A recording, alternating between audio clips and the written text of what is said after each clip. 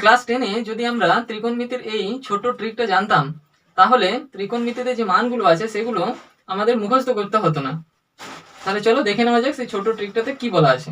দেখো, এখানে আমরা একটা হাতের ছাপ নিয়েছি, ঠিক আছে। ওই হাতের ছাপের বিভিন্ন আঙ্গুলে মানগুলো আমরা লিখে দিয়েছি। যেমন দেখো, 20 আঙ্গুলে আমরা কত লিখেছি? 0 ডিগ্রি, তারপরেটাতে 30 ডিগ্রি, তারপরে 45, তারপরে 60, তারপরে 90। ঠিক আছে, তাহলে এখান থেকে যদি আমরা cos 30 ডিগ্রির মান বের করি তাহলে কি হবে? অ্যাকচুয়ালি cos থিটা বের করার নিয়ম হচ্ছে আমাদের √অফ কাউন্ট বিলো ফিঙ্গার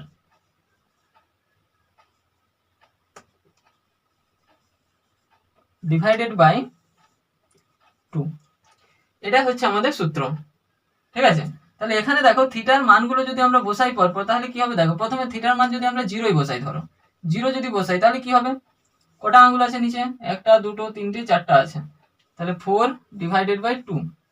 তাহলে 4 এর রুট কত হয়? 2/2 সমান সমান 1। এবার দেখো, cos 30 ডিগ্রি সমান সমান কত হবে? কটা আঙ্গুল আছে এই 30 এর নিচে? 1 2 3।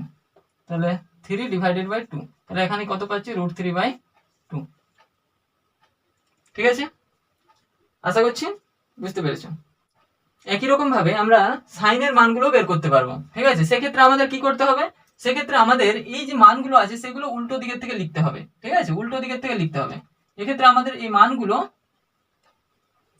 উপর থেকে নিচের দিকে লিখতে হবে। যেমন হচ্ছে কি হবে? উপরে 90, তারপরে হবে আমাদের 60, তারপরে হচ্ছে 45, তারপরে 30, তারপর 0।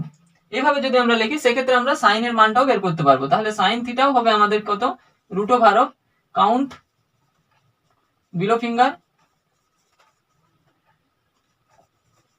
Divided by 2। ঠিক আছে, দেখো সাইন